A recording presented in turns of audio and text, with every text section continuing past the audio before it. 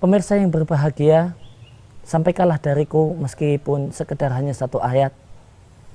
Adalah tentu satu hadis yang sangat sering kita dengar disampaikan oleh banyak orang.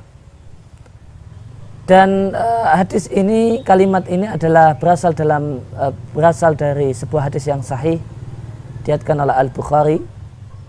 Nabi SAW menyampaikan, "Ballighu anni walau ayah." Sampaikanlah dariku meskipun hanya sekedar satu ayat saja.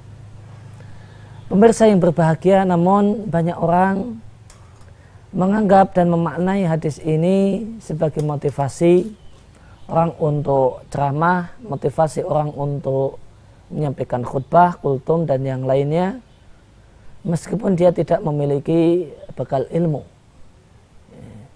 Maka orang yang boleh jadi kemarin semalam baru saja mabuk-mabukan, pagi harinya dia sudah diminta untuk memberikan ceramah, memberikan kultum.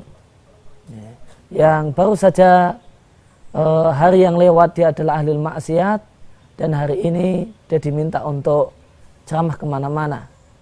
Kemudian tindakan semacam ini dibenarkan dengan membawakan hadis Nabi SAW, "Ballighu anni walau ayah." Demikian yang kita saksikan di sekitar kita. Hadis yang diletakkan untuk memotivasi orang yang tidak memiliki bekal ilmu untuk berani ngomong, berani berkhutbah, berani menyampaikan kultum. Dan jika kita telaah lebih lanjut, kita perhatikan dengan seksama, ternyata memahami hadis ini dengan pemahaman semacam itu adalah satu pemahaman yang sangat-sangat tidak tepat. Hal ini jika kita perhatikan dengan cermat, perhatikan, Nabi SAW mengatakan, sampaikan dariku, sampaikan sesuatu yang tegas dan pasti, itu berasal dari diriku, bukan berasal dari orang lain. Maka hadis ini meminta kita agar ketika kita menyampaikan hadis, membacakan hadis Nabi SAW, maka kita berada dalam kondisi yakin, tahu bahasanya hadis tersebut adalah hadis yang benar-benar berasal dari Nabi. Artinya dia adalah hadis yang valid, hadis yang sahih, hadis yang benar-benar disampaikan oleh Nabi SAW. Adapun orang yang menyampaikan sesuatu kemudian dikatakan itu hadis Nabi, padahal dia tidak tahu secara pasti apakah itu hadis Nabi, bahkan yang dia sampaikan boleh jadi adalah ucapan orang yang dianggap sebagai hadis Nabi, maka orang tersebut tidak mengamalkan perintah Nabi untuk menyampaikan, sampaikanlah anni dariku, dari Nabi SAW, bukan dari yang lain.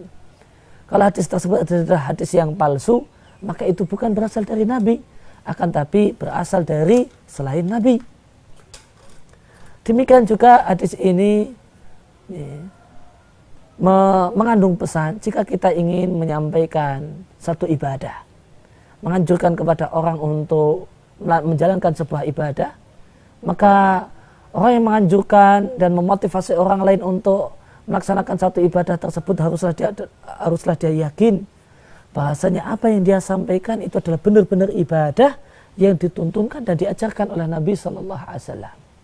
Jika ibadah tersebut adalah buatan orang, buatan manusia tertentu, bukan berasal dari Nabi SAW, namun ini kemudian disampaikan seakan-akan itu adalah Islam, seakan-akan inilah ajaran Nabi SAW, maka orang yang menyampaikannya tidak mengamalkan hadis Nabi, "Ballighu anni", sampaikan dariku, bukan dari selainku. Kalau amal ibadah tersebut cuma buatan seorang kiai yang tidak berasal dari Nabi, maka menyampaikannya berarti melanggar hadis Nabi SAW. Jika satu ritual ibadah tersebut adalah buatan seorang ustadz yang sama sekali tidak memiliki dasar dari Nabi SAW, maka orang yang menyampaikannya dan memotivasi orang agar melakukannya melanggar apa yang Nabi perintahkan. "Ballighu anni", sampaikan dariku. Demikian juga pemirsa yang berbahagia, hadis tersebut mengandung pesan ketika kita ingin menyampaikan satu hukum, menyampaikan hukum ini hukumnya adalah halal ataukah haram, ini hukumnya wajib ataukah hukumnya sunnah, maka orang yang menyampaikan haruslah menyadari bahasanya apa yang dia sampaikan, dia yakini, dia tahu betul bahasanya apa yang dia sampaikan adalah benar-benar hukum yang berasal dari Nabi SAW, bukan berasal dari dirinya, bukan semata-mata buah pikirannya, akan tetapi ini adalah hukum yang benar-benar asli, otentik, berasal dari Nabi SAW. Maka ketika orang memberikan fatwa, memberikan jawaban satu pertanyaan, dia katakan ini hukumnya adalah halal, hukumnya haram, atau dia katakan menurut Islam itu demikian, menurut aturan Allah itu demikian, padahal ternyata tidak demikian, maka orang ini telah melanggar pesan Nabi SAW agar sampaikanlah dariku, bukan darimu, bukan dari kita, bukan dari pikiran kita, bukan dari perasaan kita, bukan dari anggapan kita, bukan dari persepsi kita, namun dari Nabi SAW. Maka hukum yang kita katakan sebagai hukum Allah, hukum yang kita katakan inilah Islam, hal yang kita sampaikan ini adalah ajaran Islam, haruslah sesuatu hal yang memang benar-benar terbukti dia berasal dari Nabi SAW. Maka yang benar, hadis balighu anni walau ayah itu bukan memotivasi orang yang tidak punya ilmu untuk bicara, namun hadis tersebut adalah motivasi agar orang yang telah belajar dan telah mengetahui sesuatu yang benar-benar berasal dari Nabi, hendaklah dia sampaikan meskipun sedikit. Syarat untuk menyampaikan satu hal yang berasal dari Nabi tidaklah kita harus menunggu menjadi Imam Syafi'i zaman ini, namun cukup ketika seorang itu telah tahu bahasanya inilah satu hal yang berasal dari Nabi SAW, inilah hukum Nabi, inilah aturan Nabi, inilah hadis yang sahih dari Nabi, maka kita diperkenankan untuk menyampaikannya. Bahkan kita diperintahkan untuk menyebarkannya kepada orang lain.